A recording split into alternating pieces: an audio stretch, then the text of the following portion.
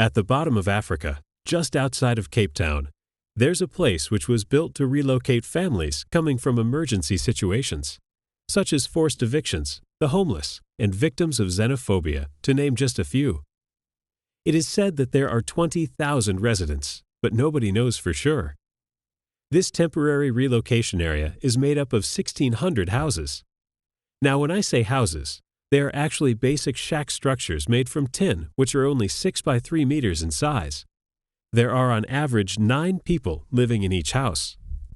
Ablution, sanitation, and water facilities are shared between 4 homes. That is 1 toilet and 1 tap per 36 people. The area is unsafe and well known for its high crime rate, gang violence, and drug abuse.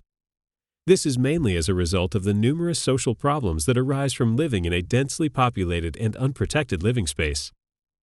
There is no satellite police station, and the nearest station doesn't send law enforcement units to patrol the area.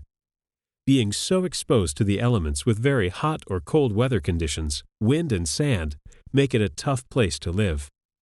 Many of the residents rely on outside help to make it through the days. In 2012, a social worker working with the poor community noticed that not only were the people suffering, but so were their animals. She contacted a couple of her friends, and on a cold and rainy Sunday, the 4 of them set off to go help. All they could afford to take with them was a bag of dog food and cat food, and just a few mange, flea, and tick treatments. Animals living in this type of environment usually have no access to vet care, sterilizations, basic primary care, vaccinations, proper nutrition, or shelter. Many times they are subjected to severe neglect or violent abuse. After seeing what they had to endure, there was no turning back for Clarina, Daniil, Nikki, and Rosie. 4 years later, and the group of friends has grown considerably larger. Since inception, Tin Can Town has provided the animals with almost 24,000 kilograms of food, more than 500 sterilizations, and given dog kennels to 140 dogs.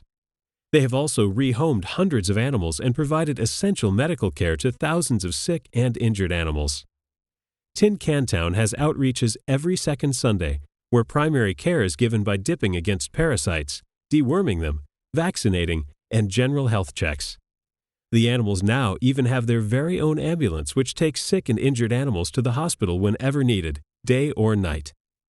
People within the community who give Tin Can Town access to their companion animals are rewarded with soup days, art classes for the children, clothing, blankets, and dog kennels for their sterilized animals. Emphasis is put on educating the humans on how to best provide and care for their animals.